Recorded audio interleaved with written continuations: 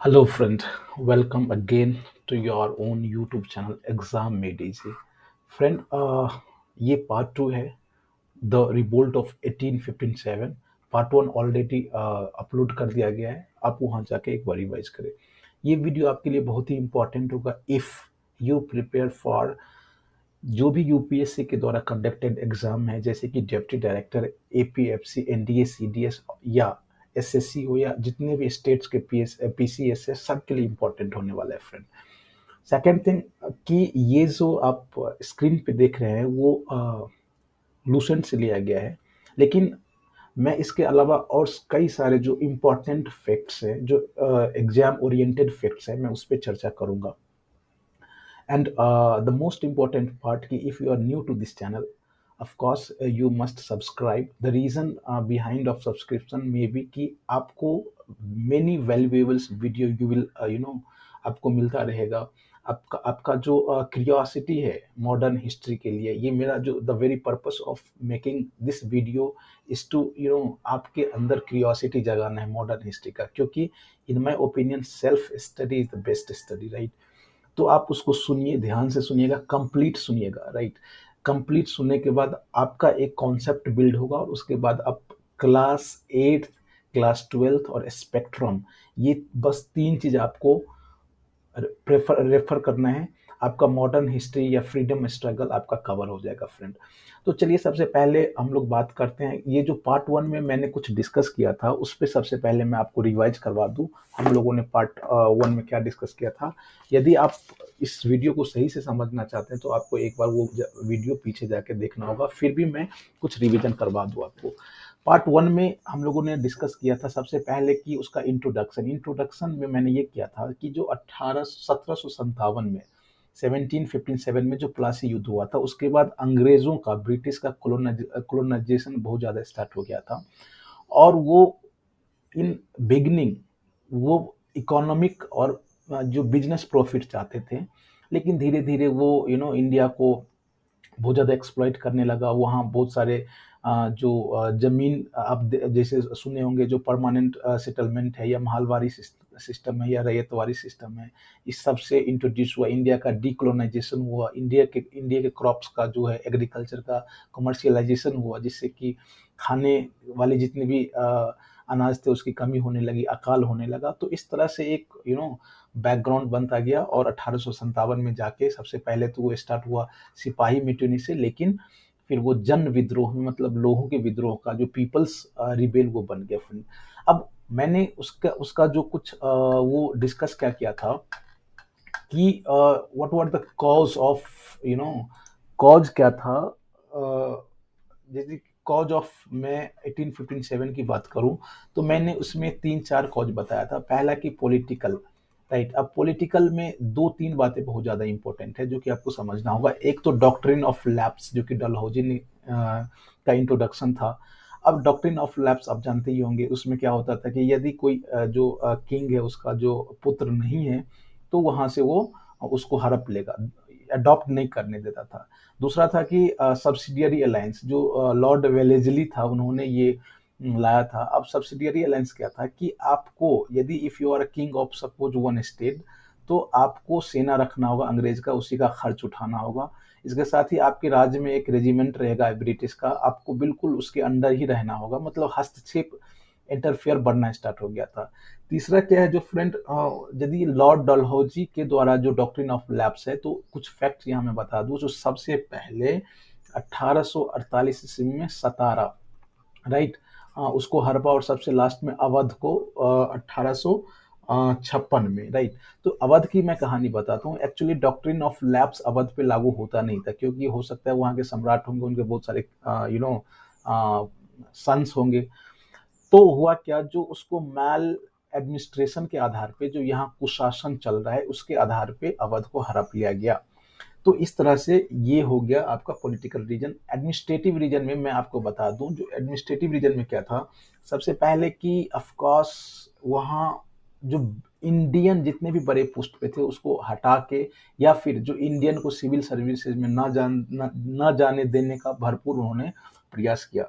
तो पहला ये है जो वहाँ से लोगों में एक गुस्सा उठने लगा था। दूसरा क्या, यदि जुडिशियरी सिस्टम को हम लोग देखें तो हुआ क्या था, जो ब्रिटिश ने बिल्कुल जितने भी ब्रिटिश है उस पे इंडियन जज का जजमेंट नहीं चलता था। साथ ही साथ वो जो जुडिशियरी सिस्टम था बहुत ही ज़्यादा खर्चीला था, लेंदी था, तो उससे लोग भी उससे भी परेशान थे।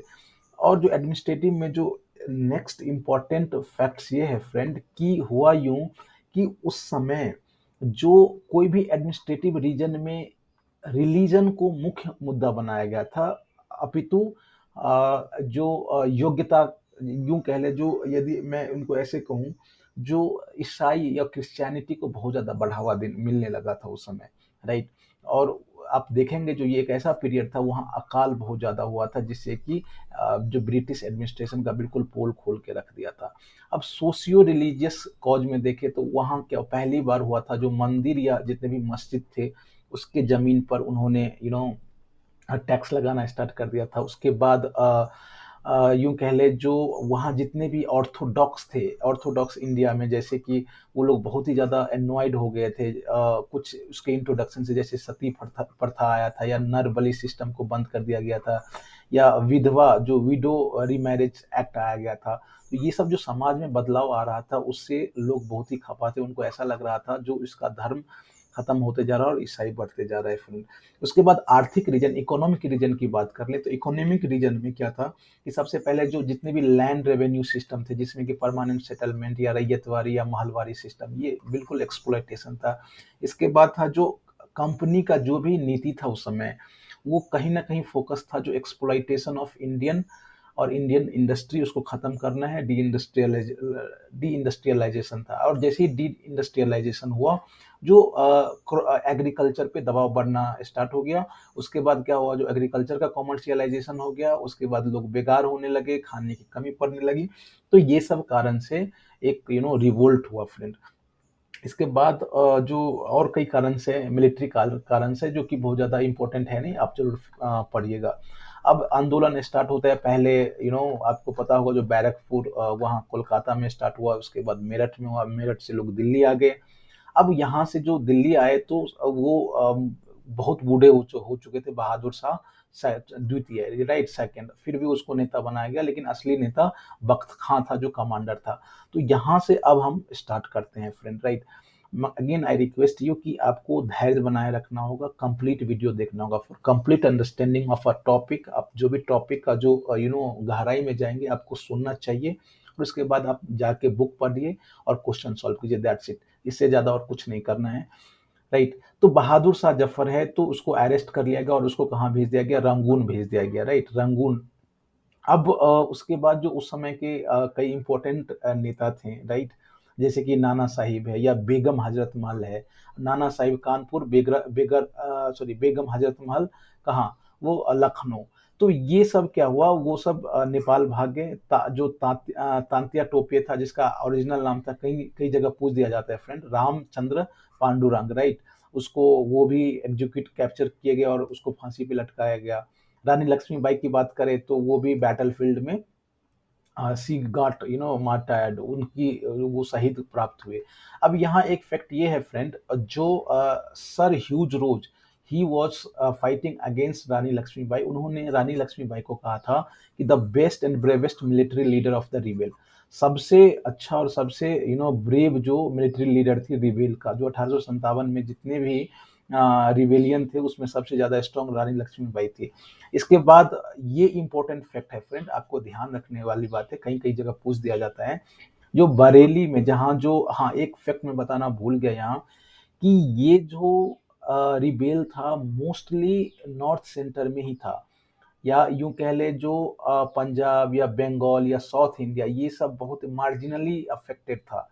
साउथ में तो कुछ था ही नहीं, यदि बंगाल और पंजाब की बात करें तो मार्जिनली अफेक्टेड था, लेकिन जो नॉर्थ और सेंटर, जैसे कि दिल्ली, बरेली, लखनऊ, इलाहाबाद, बिहार, ये सब बहुत ज़्यादा प्रभावित था। तो इसके जो कुछ इंपॉर्टेंट लीडर्स हैं वो देख ले। खान बहादुर खान जो था वो बरेली का था। मौलवी अब्दुल्ला, ये फैजाबाद का था। अजीमुल्ला खां फतेहपुर का। और ये सब कुछ छोटे छोटे नेता हैं जिसको आपको ध्यान रखना चाहिए। अब ये फ्रेंड यहाँ आप पूछेंगे जो ये याद कैसे हो, नौसी, आपको याद करने की जरूरत नहीं है, मोर रिवीजन, जितना आप रिवाइज करेंगे वो आपको याद आता जाएगा। अब जब यहाँ हम एक फैक्ट ये देखते हैं फ्रेंड कि जब इतना बड़ा विद्रोह हुआ तो असफलता का क्या कारण था, असफल हम लोग क्यों हो गए, राइट।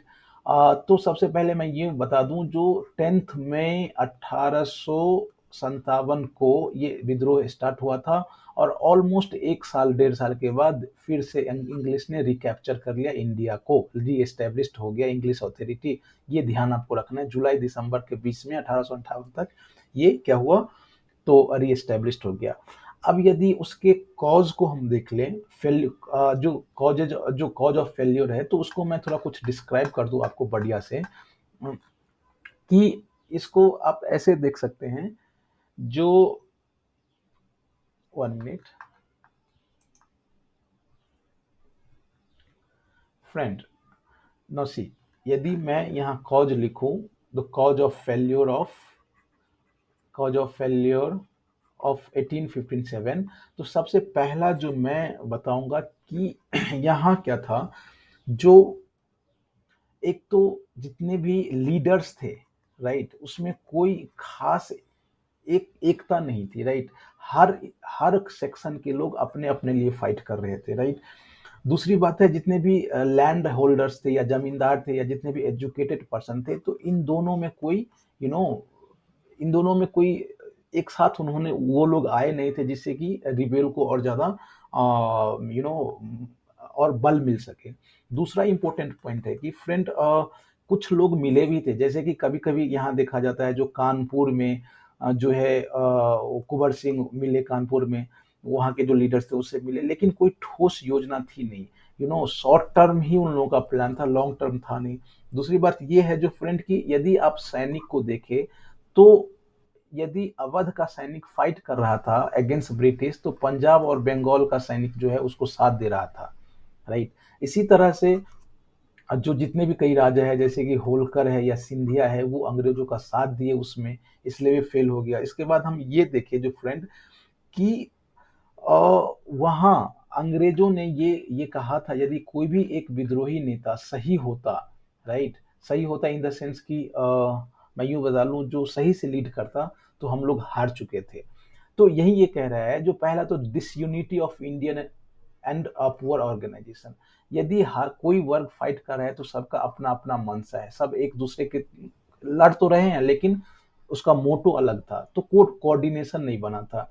इसके बाद यूं कह ले, जो कंप्लीट नेशनलिज्म, जैसे कि सिंधिया, होलकर और निजाम थे, और अदर जो नेता थे, अदर राज के जो नेता थे, वो ब्रिटिश का साथ दिए।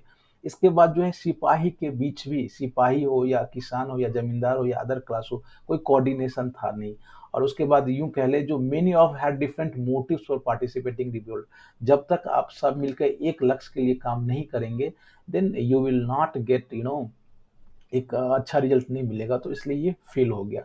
अब सिग्निफिकेंस क्या हो सकता है फ्रेंड, महत्व, जिसको हम महत्व कहते हैं।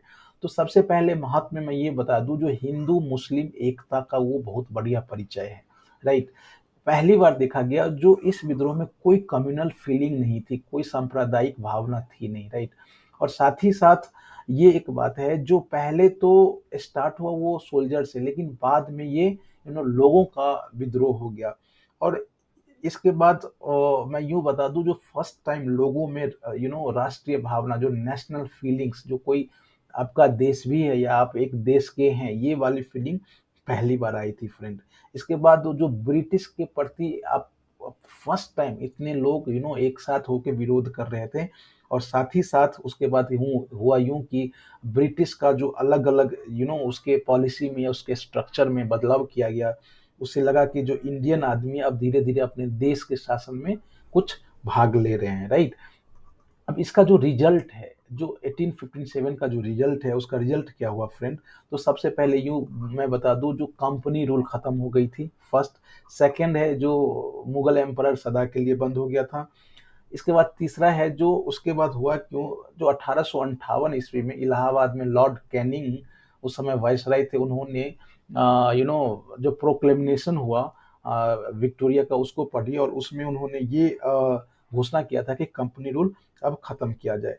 उसके साथ ही साथ पहली बार जो यूं हुआ कि वहाँ 15 मेंबर्स जो है इंडिया काउंसिल की स्थापना की गई, जिसमें 8 जो था वो ये ब्रिटिश गवर्नमेंट उसको नियुक्त करती, और 7 जो है वो कंपनी की तरफ से जो कोर्ट ऑफ डायरेक्टर्स द्वारा उसको नियुक्त होना था फ्रेंड।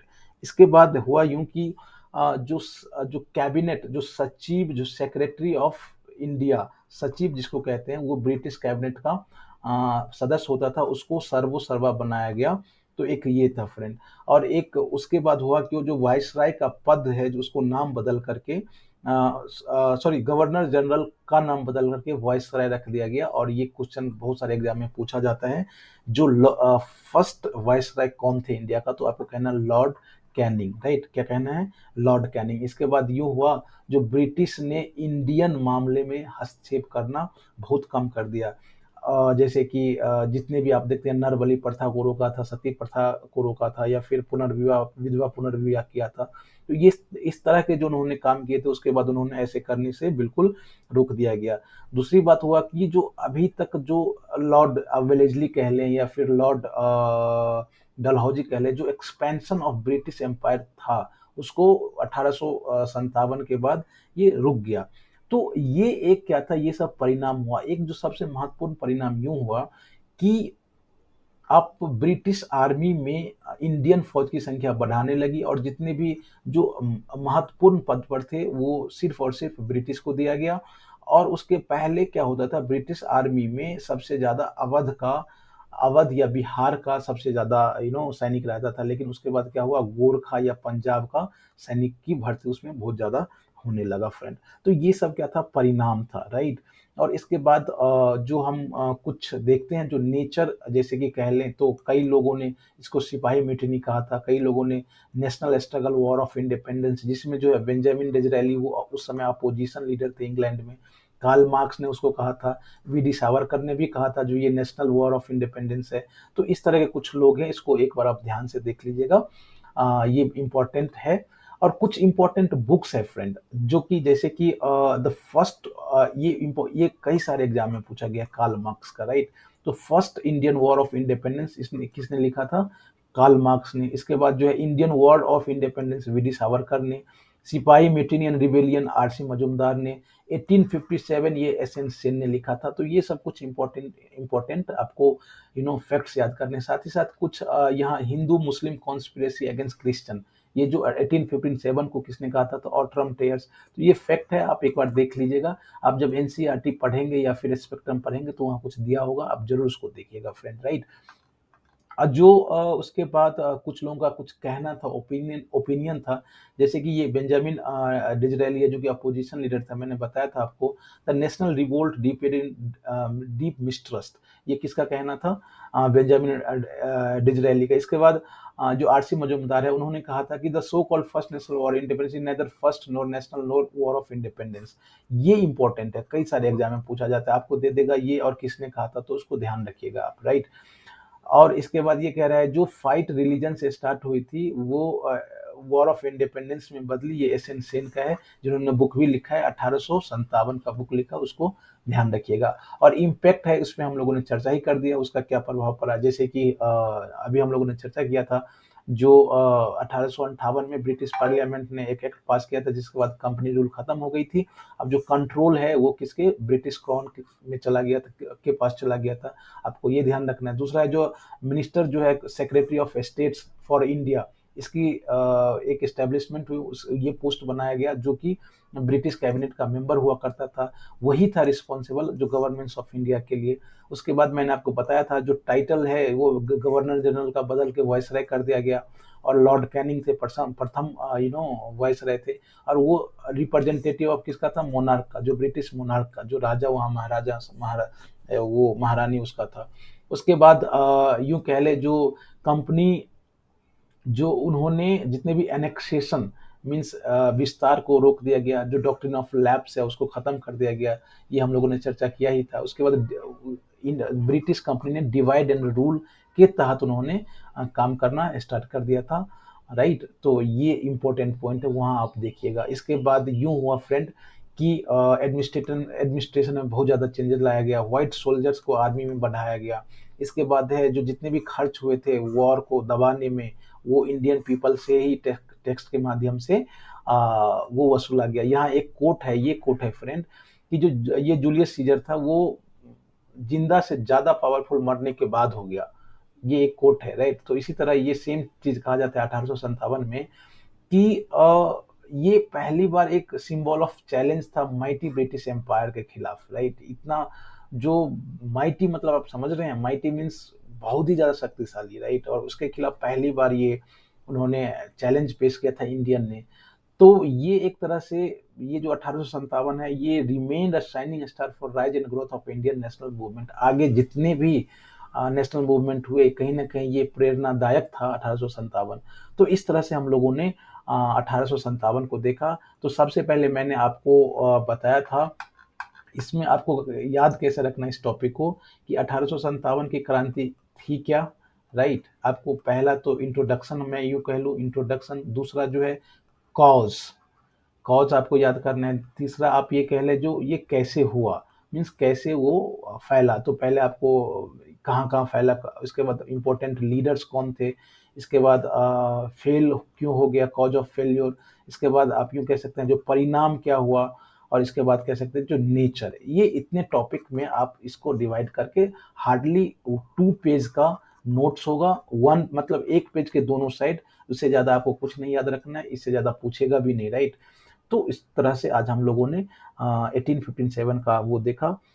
फिर हम लोग नए टॉपिक के साथ, इससे जो अगला टॉपिक है उस पे आएंगे। तब तक आप अपना बहुत बहुत ख्याल रखिए, पढ़ते रहिए। All the very best. And again, if you are new to this channel, please subscribe it. Thank you very much.